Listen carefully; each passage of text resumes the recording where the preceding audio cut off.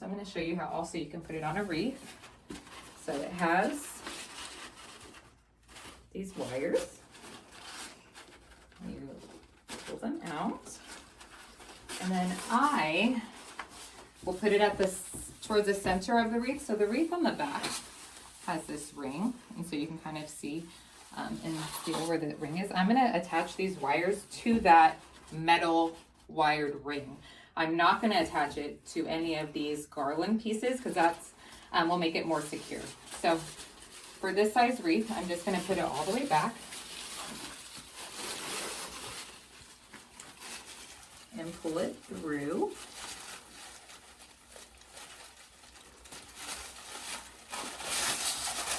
And I'm going to do the same for the other side. So now I have them both here. And then you're going to want to make sure it's where you want it. And so on a wreath, you don't want it to be facing up. You want it to be facing down slightly. And if you have to re-pull out the wire and adjust it, then you go ahead and do that. You can also pull some of the garland through. But you want it to sometimes make sure it's facing down slightly because usually these are hung up above.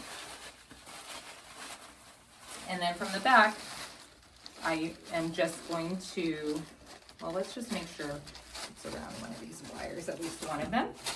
And then I'm just going to tie these together.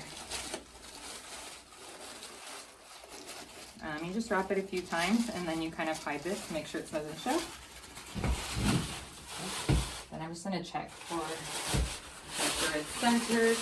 And then with the bow tails, you want to make sure that they kind of come off to the side, and you can use the garland to hold it up a little bit and to put it where you want it. So you want the tails to have that effect.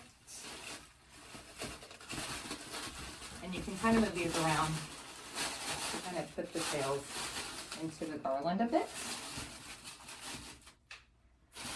And then we can add ornaments and things like that.